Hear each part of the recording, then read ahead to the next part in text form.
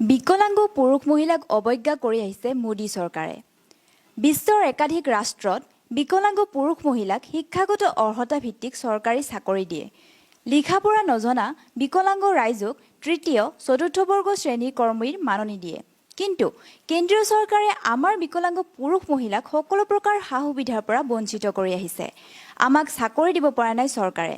আনকি বিকলাঙ্গৰ মাহেকীয়া ভাত্তা দূৰৰ কথা বিধৱা আৰু বৃদ্ধ পেঞ্চনো দিব পৰা নাই।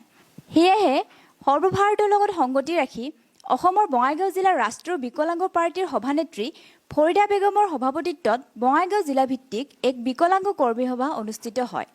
সভাত উপস্থিত থকা সদৌ অসম বিকলাঙ্গ সভাপতি মনিৰুল ইছলামে কি ক্ষোভ উজাৰে চাওঁ আহক আমাৰ এক বিশেষ প্ৰতিবেদন। আজি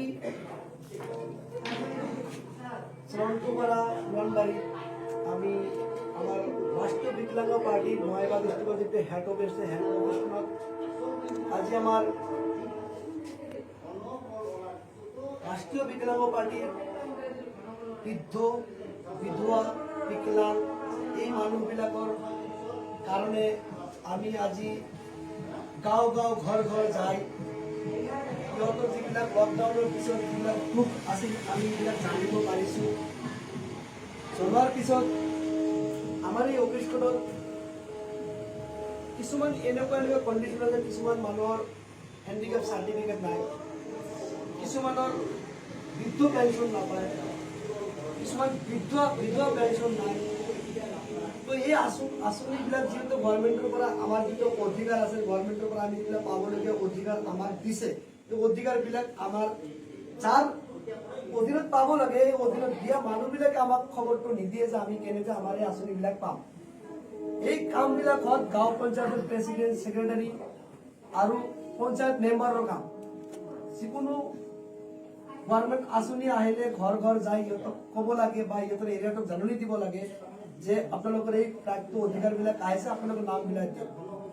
তো এই মানুহবিলাক কি কৰি আছে, সিহঁতৰ যিবিলাক ৰিলেটিভ বা ৰিলেশ্যনৰ মানুহবিলাক আছে, ধনী মানুহ যিবিলাক আৰ্থিক সুবিধা ভাল, এইটো মানে আৰ্থিক মানে ঘৰত ভালকৈ খাবলগীয়া এইটো যে ফেচিলিটি সিহঁতৰ আছে, সেই মানুহবিলাকৰ নাম সিহঁতে দি দিয়ে। আজি আপোনালোকৰ ওচৰত চাওক, ইয়াত এনেকুৱা এজৰ মানুহ আছে, এনেকুৱা আমাৰ মাৰ নিচিনা এজতকৈ বেছি এজ বা ইয়াত বহি আছে, আপোনালোকে চাব পাৰে। কোনোবাজনৰ হাজবেণ্ড নাই, বিধৱা, কোনোবাজনে বৃদ্ধ, 70 বছৰ 80 বছৰকৈ বয়স হ'ল, কোনোবাজনৰ থাকিবলগীয়া ঘৰ নাই, কোনোবাজনৰ ঘৰত দুটা ছোৱালী আছে, কোনোবাজনৰ ঘৰত ল'ৰাই নাই। তো গতিকে এই মানুহবিলাক কেনেকৈ সিহঁতৰ ঘৰবিলাক চলায়। অসম চৰকাৰ এই বস্তুবিলাকক চাব লাগে। যদি এই যে বস্তুবিলাক যে আমাক যে দিব বা অসম চৰকাৰে বা দিব লাগে, এইটো অসম চৰকাৰৰ কোনো ঘৰৰ পৰা নিদিয়ে, এইটো আমাৰ সাংবিধানিক অধিকাৰ আছে। এই অধিকাৰৰ বস্তুবিলাক আমাক দিলে আমাৰ কোনো বস্তুৰ অভাৱ নাথাকে। লকডাউনৰ পিছৰ পৰা আজিলৈকে লকডাউনৰ পৰাই মানুহৰ যিটো দুৰ্নীতি হৈছে, ঘৰত খাবলগীয়া নাই, আজি এই মানুহবোৰ থাকিবলগীয়া ঘৰ, খাবলগীয়া ৰেচন একো নাই। এই মানুহবিলাকৰ ৰেছপন্সিবিলিটি জিম্মাদাৰী কোনে ল'ব? গতিকে অসম চৰকাৰৰ ওচৰত মোৰ এটা ৰিকুৱেষ্ট থাকিল, আবেদন থাকিল যে ডক্টৰ বিশ্ব শৰ্মা, হিমন্ত বিশ্ব শৰ্মা আৰু আমাৰ অসমৰ CM সাহেবে আপুনি দেখক, আজি প্ৰেক্টিকেলি দেখক, এইবিলাক আমি প্ৰপাৰ্টি ভাড়া কৰি অনা মানুহ নহয়, সিহঁতৰ যিবিলাক দুখ আছে আমাৰ মাজত আজি প্ৰকাশ কৰিছে। সেইকাৰণে আমি আপোনালোকক দেখুৱাই আছোঁ সিহঁতৰ ঘৰত কণ্ডিশ্যন। কোনোবা ঘৰত দুটা ছোৱালী ৰাস্তাত যায় হাজিৰা কামলা কৰি আনি মায়েকক খুৱাই আছে। অসম চৰকাৰ লজ্জিত হ'ব লাগে যে বেটি বচাও বেটি পঢ়াও যে ভাষণ দি থাকে মাজে মাজে ৰাস্তা ঘাটত। তো বেটি বচাও বেটি কি কৰে, আমাৰ দুখীয়া মানুহে মৰি আছে লকডাউনৰ পিছৰ পৰাই, কৰোণা কালৰ পৰা, মহামাৰী কৰোণাৰ পিছৰ পৰাই। কৰোণাটো যেনেকৈ হওক, ভোকা পিয়াছে গুজাৰা কৰি এতিয়া ৰোজগাৰ নাই, খাব কি কৰি? সিহঁতৰতো মানে ৰোজগাৰ নাই।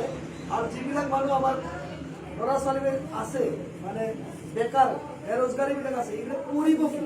অসম চৰকাৰে এবাৰ ইলেকশ্যন আহি আছে, আপোনাক জানিব লাগে। ইলেকশ্যনৰ আগত আহি আপোনালোকে কি ক'ব যে আমাক ভোট দিয়ক, আমি এইটো দিম 5 বছৰ হৈ গ'ল, কি দিলে? এইবিলাক থাকিবলৈকে ঘৰ নাই।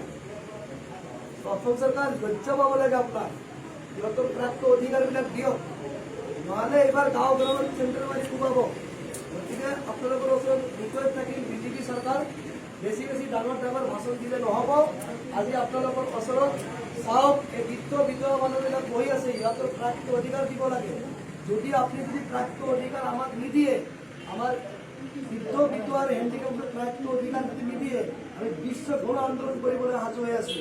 গতিকে চৰন্তৱাৰা গাঁও পঞ্চায়তৰ এৰিয়াত যি বস্তু পাবলগীয়া প্ৰাপ্য অধিকাৰ আছে, আপোনালোকৰ প্ৰেচিডেণ্ট ছেক্ৰেটাৰী এই মানুহবিলাক আপোনালোকে কৈ দিয়ক, সিহঁতক আপোনাৰ প্ৰাপ্য অধিকাৰবিলাক দি দিয়ে। লকডাউনত ৰেচন দিবলগীয়া আছিল 40 কিলোকৈ, এটা বৃদ্ধ বা এতিয়া হেণ্ডিকেপে পোৱা নাই। গতিকে আপুনি ঘৰলৈ প্ৰেক্টিকেল চাব পাৰে, এই দুৰ্নীতিবিলাক, এই মানুহবিলাক কি কৰে, যাৰ ঘৰত ল'ৰা নাই ছোৱালী নাই, সিহঁতক কোনে কামাই কৰি পাব? সিহঁতৰ প্ৰাপ্য অধিকাৰ দিয়ক, সিহঁতক ঘৰ দিয়ক। ঘৰবিলাক আপোনালোকে কাক দি আছে? যাৰ ঘৰত খাবলগীয়া আছে, টকা ধনী মানুহক ঘৰবিলাক দি আছে আপোনালোকে প্ৰধানমন্ত্ৰী জনধন যোজনা। সিহঁতৰ অধিকাৰ, প্ৰাপ্য অধিকাৰ, বিধৱা বৃদ্ধ, সিহঁতক দিব লাগে ঘৰবিলাক। অসম চৰকাৰ, আপনার কাম এইটো, এটা আমার কাম না। আমার কাম আপনার খোয়া, আমি আপনার কৈ আছো, দিয়া কাম আপনার। যদি আপনি নিদিয়ে, আমি আন্দোলন করিম। আমার এই আন্দোলন আমি করিম। গতিকে আপনি আমার অধিকারটো দিয়ক। এইখিনি কৈ মই বক্তব্য সামৰণি মাৰিম।